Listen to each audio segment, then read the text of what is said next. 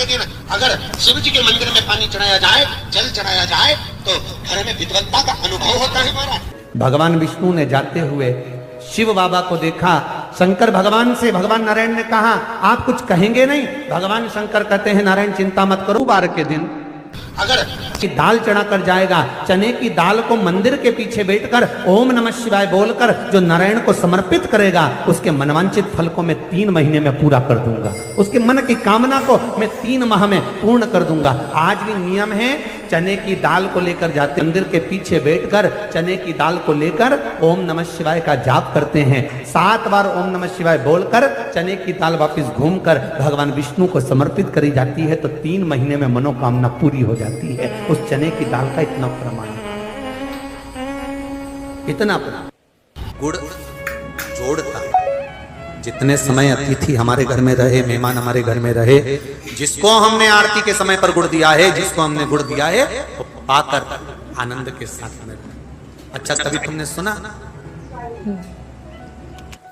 जो जिसके यहाँ पर गणेश जी नहीं होते, शादी ब्याह में अगर गणेश जी नहीं मिलते तो क्या करते हैं, वो गुड़ का जो ढेला होता है ना, उसी को आधा तोड़कर गणेश जी बना के रख देते हैं और उसी आधे गुड़ के ढेले का भोग लगा देते हैं। गुड़ का ही गणेश और गुड़ ही खजाना। देखिए जरा भाव देखिए हमारे सनातन धर्म, भगवान को रिझाने का तरीका देखिए। अब कई लोग कहते हैं ये गुड़ से क्या होता है, ये मूंग से क्या होता है, ये धने से क्या होता है, चावल से क्या होता है, बेलपत्र से क्या होता है।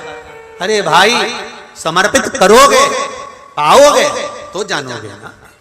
सावन के बार के दिन जिस लड़का और लड़की का विवाह नहीं हो रहा, बहुत हताश हो गए, परेशान हो गए, विवाह संबंध जमी नहीं रहा, किसी भी बुधवार के दिन तांबे के कलश में चने की दाल को भर लीजिए, किसी भी बुधवार, और तांबे के कलश में चने की दाल को भर लो, उसमें 2 गोल सुपारी रख लो, पूजन वाली सुपारी रख कर 2 सिक्के उसमें रख लो, पीले कपड़े से मुख बांध दो, उसका पूजन करो बुधवार के दिन भी, और गुरुवार के दिन उसका पूजन स्नान करने के बाद करना। पर घर में किसी से बात मत करना, मुख से शब्द मत बोलना, मुख झूठा मत करना। पूजन करने के बाद उल्टे हाथ पर कलश को रखकर सीधे हाथ से ढककर कोई ब्राह्मण के घर में जाकर साथ में किसी को ले जाओ, बिना बोले, बिना बात करे, बिना कहे, साथ जाकर ब्राह्मण का दरवाजा बजा दे, बात कर ले और में कह जाओ, पर तुम्हें नहीं बोलना है। और वो कलश ब्राह्मण के अपनी कामना कर कर वो कलश का दान दे दिया जाए। महाराज, ज्यादा से ज्यादा 4 महीना 3 महीने के अंदर विवाह संबंध पक्का हो जाता है। विवाह संबंध, चने की दाल का दान कोई सहज नहीं है। लग रहा है कि मैं दुखों से पीछा छूट ही नहीं रहा, तब उस जगह पर बेलपत्री के मध्य भाग में पीला चंदन, ये जो पत्ती है और ये 2 पत्ती हैं, ये बड़ी पत्ती और ये बीच की जो 2 पत्ती हैं, इसके बीच में जो डंडी का भाग रहता है, जो बीच में डंडी का जो भाग है, बड़ी पत्ती और ये 2 छोटी पत्ती के मध्य में जो डंडी का भाग है, उस डंडी के भाग में पीला चंदन और एक अक्षत पीला। शंकर भगवान को प्रदोष के दिन आप अगर प्रदोष काल में समर्पित कर रहे हैं, तो ये निश्चित है कि धीरे धीरे कर कर वो दुख समाप्त होगा, वो दुख कटेगा ही। विश्वनाथ को कुछ नहीं चाहिए, मेरे शंकर को चाहिए क्या? अगर आपके जीवन में ऐसा लगे कि बहुत बड़ी बीमारी आ गई और आपके घर का व्यक्ति वेंटिलेटर पर पड़ा हुआ है, तो शमी के वृक्ष के फूल ले आओ 7, और शमी के वृक्ष के 7 फूल लाकर एक एक फूल शंकर भगवान को श्री शिवाय नमस्तुभ्यम कहकर उस व्यक्ति के लिए जो पड़ा हुआ है, अंतिम सांसें गिन रहा है, जिसको अटैक आ गया, अंतिम सांसों में जो गिन रहा है, उसके नाम से भगवान शंकर पर चढ़ाना प्रारंभ कर दो। मात्र 7 पुष्प, उस शमी के वृक्ष के 7 पुष्प आप शिव को समर्पित करिए, उसका नाम और गोत्र बोलकर, और भगवान शंकर का मूल मंत्र श्री शिवाय, जम के बोलिए श्री शिवाय नमस्तुभ्यम बोलकर एक एक शमी का फूल शंकर पर चढ़ाना प्रारंभ कर दो। फिर आगे वो विश्वनाथ की मर्जी है, वो प्राण कैसे लेकर वापिस आता है, उस काल से छुड़ाकर महाकाल कैसे लाता है, ये वो जाने। आपका फर्ज केवल आप अदा करिए। ये 3 समय एक ऐसा समय है, मान लो सुबह यदि आपको समय ना मिले भगवान शंकर का गुणगान करने के लिए, मान लो दोपहर का समय ना मिले शंकर भगवान का गुणगान करने के लिए, तो शिव पुराण कहती है जब सूर्य डूब रहा हो, प्रदोष काल का जब समय हो, तब उस शंकर का गुणगान करो तो सारी जिंदगी तुम्हें किसी के आगे हाथ नहीं फैलाना पड़ेगा। भगवान भोलेनाथ स्वयं तुम्हें उतना प्रबल वैभवपति बना। कितना सुंदर कहा है। जब जिंदगी बहुत संघर्ष में चल रही हो, बहुत दुख का जीवन चल रहा हो, बहुत कष्ट का जीवन चल रहा हो, बहुत कष्टमय जीवन चल रहा हो, तब शमी के 5 पत्ते, शमी के 5 पत्ते एक दुर्वा के साथ, एक अक्षत चावल का एक दाना, वो भी हल्दी में भिंगोया हुआ हो या केसर में भिंगोया हुआ हो,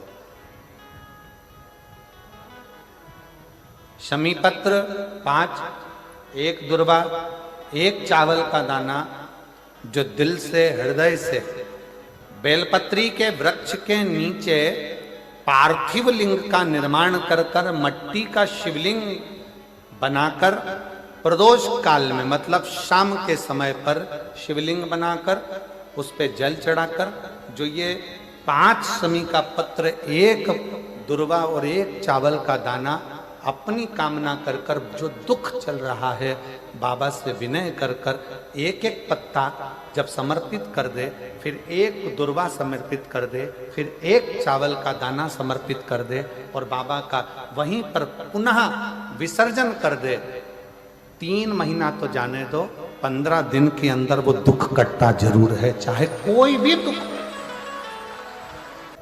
किसी भी तरह का दुख क्यों हो। एक बेलपत्र के वृक्ष की परिक्रमा करने वाले को हजारों अश्वमेध यज्ञ का फल प्राप्त हो जाता है, हजारों अश्वमेध यज्ञ का फल प्राप्त हो जाता है। उसी तरह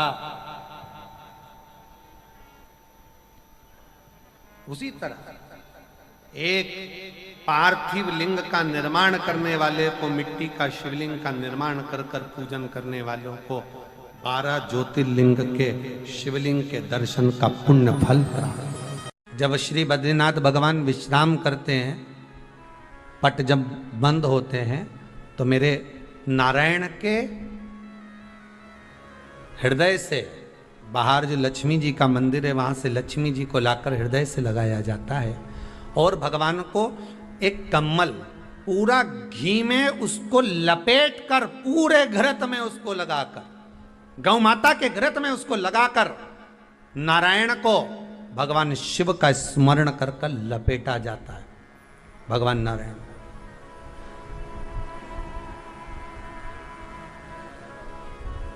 बद्रीनाथ बाबा के मंदिर में दिया घी से भर दिया जाता है, ताले लगा दिए जाते हैं, सब नीचे आ जाते हैं। जब अक्षय तृतीया के समय पर पट खोलते हैं, बाबा का कम्मल घृत से जुड़ा हुआ वैसा कि वैसे ही घृत भरा हुआ, घृत में स्थिरता है, घर में घृत के अंदर लक्ष्मी का भाव आ जाता है। हमारे यहाँ हिंदू धर्म में बहुत सुंदर बात कही जाती थी पहले, आजकल जमाने में कहते कि नहीं कहते मालूम नहीं, पर मारवाड़ के अंदर एक रीति थी, घर के अंदर रसोई घर में एक इतनी बड़ी कुल्हड़ होती थी जिसमें घी भरा होता था, छोटी सी चम्मच होती थी, उसमें पूरे घर का घी खाली हो जाए पर उस कुल्हड़ का घी खाली नहीं होना चाहिए। नानी भाई का मायरा सुना है आप लोगों ने? अगर नानी भाई का मायरा सुना होगा तो नानी भाई के मायरे में नरसिंह मेहता जी की जो दादी के प्राण छूटे थे, वो केवल इसी बात पे छूटे थे। अगर नानी भाई का मायरा सुना होगा तो आपको मालूम होगा, नानी भाई के मायरे में जब नरसिंह मेहता भोजन करने के लिए बैठे तो नरसिंह मेहता की भाभी दुरत गौरी ने कह दिया दादी के सामने, जब दादी बोली क्यों इसकी रोटी में घी नहीं लगा, तो कहा कुल्हड़ का घी समाप्त हो गया है, रसोई घर में जो बाटकी रखी थी उसका घी समाप्त हो गया। जय कुंवर भाई को चिंता लग गई, आंखों से अश्रु बहने लगे और जय कुंवर भाई नरसिंह मेहता की दादी प्राणों को छोड़ दी कि मेरे रसोई घर का घी समाप्त हो गया, मतलब ये घर अब बर्बाद होने में देरी नहीं लगेगी। नानी भाई का मायरा कहता है, दादी के प्राण छूट गए थे, नैनों से नीर बह रहा था, केवल जरा सा संवाद। शास्त्र कहता है घर के रसोई घर में जिस बाटकी से आप रोटी पर घी लगाते हो उसकी बाटकी में भले आधा चम्मच घी पड़ा पर पड़े रहना चाहिए। क्यों? वो लक्ष्मी को घटने नहीं देता। जिस दिन बाटकी मंज जाए, साफ हो जाए, उसी दिन उसको धोकर पोंछ कर वापस भर देना चाहिए। अगर बाटकी गंदी हो गई तो आप धो पोछो, मना नहीं है, पर उसको धोने पोछने से पहले एक कटोरी में घी भर दो, चम्मच रख दो। पर रसोई घर में बाटकी में घी होना चाहिए और उसमें आप डालते रहो और लगाते रहो, रोटी में चलेगा, पर बाटकी का घी समाप्त नहीं होना चाहिए, कुल्हड़ का घी समाप्त नहीं होना चाहिए। वो बरकत है, वो भंडार है, वो संपदा है हमारी। घृत वैभव देता है, घृत वैभव प्रदान कर।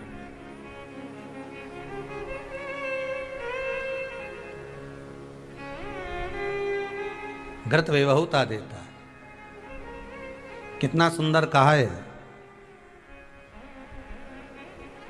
शंकर भगवान के शिवलिंग पर घृत चढ़ाने के बाद आपने दही चढ़ाया शिव जी को, ठीक है, आपने दूध चढ़ाया, जल चढ़ाया, दही चढ़ाया, शहद चढ़ाया, शक्कर चढ़ाई, मिष्ठान चढ़ाया, जो भी आप शिव जी को चढ़ा रहे हो उसमें से केवल एक पदार्थ, एक वस्तु, घी, शंकर के शिवलिंग पर चढ़ाने के बाद में उसी शिवलिंग का घृत, जहां शिवलिंग रखा हुआ है, शिवलिंग जहां रखा रहता है उस कटी पर उस घृत से हस्त फेर देना चाहिए अपनी मनोकामना कर कर। जो अभिषेक आपने किया है वो अभिषेक का फल भगवान भोलेनाथ कुछ ही दिन में प्रदान कर देते हैं। मात्र उंगली फेर देने पर, घृत पात्र की उंगली, घृत का जो आप अभिषेक कर रहे हो, जल चढ़ा रहे हो, दूध चढ़ा रहे हो, आप पंचामृत सामग्री समर्पित कर रहे हो, आप दुनिया की सारी वस्तु भगवान को दे रहे हो, तो घी चढ़ाते समय जब घी चढ़ जाए, शंकर के शिवलिंग पर घी चढ़ गया, उसकी एक उंगली लेकर शिव मंदिर में जहां शंकर जी पिंडी पर बैठे हैं उस जलाधारी पर जो शिवलिंग रखा हुआ है उसके चारों तरफ उस घृत को लगा देना चाहिए अपनी कामना कर कर। महाराज शिव उसको स्वीकार करता है। क्यों? शंकर और पार्वती के मिलन स्थल, माता पार्वती की गोद में भगवान शंकर का जो शिवलिंग स्वरूप विराजमान है, हस्त कमल के अंतर्गत जो भगवान विराजमान है, उसका फल चोगना मिल जाए।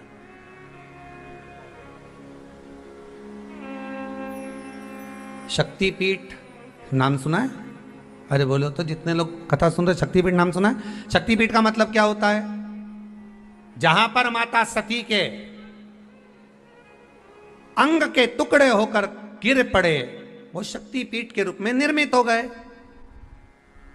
तो जितनी भी शक्तिपीठ होती है उन शक्तिपीठ में आप लड्डू चढ़ाएं, पेड़ा चढ़ाएं, वस्त्र चढ़ाएं, आभूषण चढ़ाएं, सोना चढ़ाएं, चांदी चढ़ाएं, मुद्रा चढ़ाएं, आपकी मर्जी पड़े करोड़ों रुपए चढ़ाएं, मना नहीं है। पर शक्तिपीठ का दर्शन करने जब जाएं तो कम से कम थोड़ा साथ में गाय का घृत, असली घी साथ में लेकर अवश्य जाएं। क्यों? शक्तिपीठ पर भी घी समर्पित करने से मनोकामना पूर्ण हो जाती है। आप आएंगे शक्तिपीठ का दर्शन करके और मनोकामना पूर्ण होना है। मात्र शक्तिपीठ। आप चढ़ाएं वस्तु, ढेर चढ़ाएं, आप सोना चांदी अंबारियों में धन दौलत सब चढ़ाएं, पर साथ में आप चुनरी चढ़ा रहे हैं, साड़ी चढ़ा रहे हैं, घृत भी दीजिए, घृत भी प्रदान।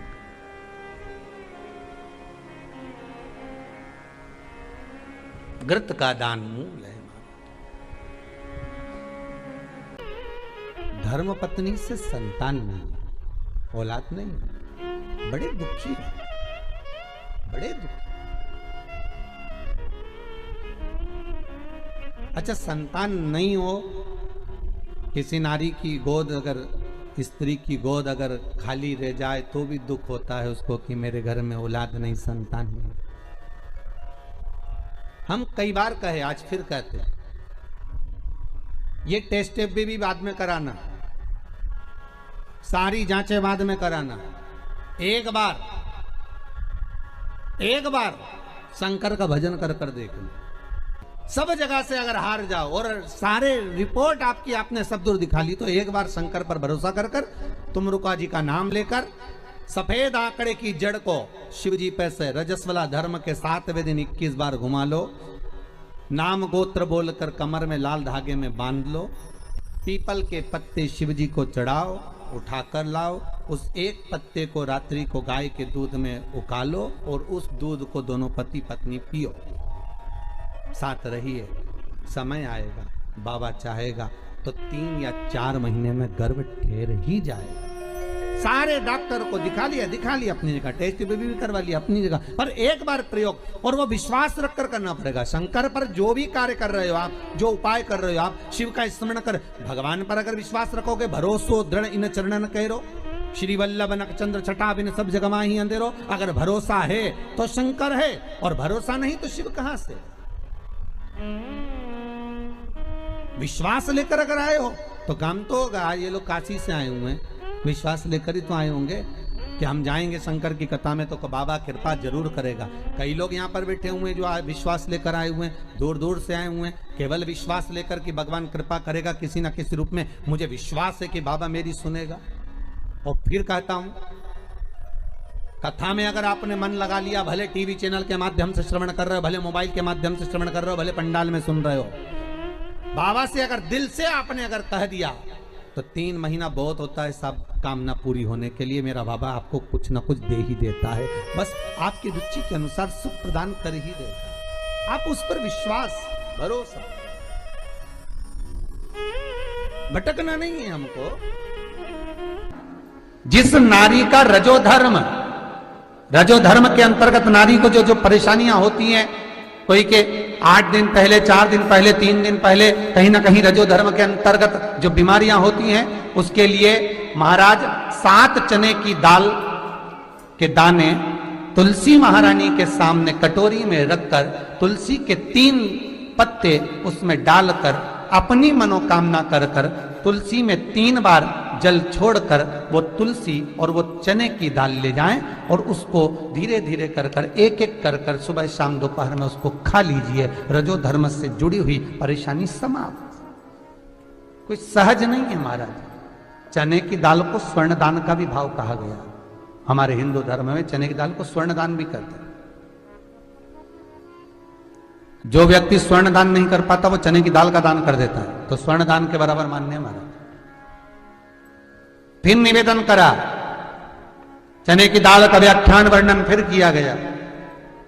मान लो कोई प्लाट है, कोई प्रॉपर्टी है, कोई जमीन है, कोई जायदाद और नहीं बिक रही, बहुत परेशान हो गए, लाखों करोड़ों रुपए तुम्हारे डूब गए और ये प्रॉपर्टी बिके, तब तुम उबरो, तो उसके लिए चने की दाल को एक रात्रि पहले रविवार के दिन घर में गला लीजिए और उसको गलाकर दूसरे दिन उसमें थोड़ा सा चंदन मिलाकर पीस लीजिए।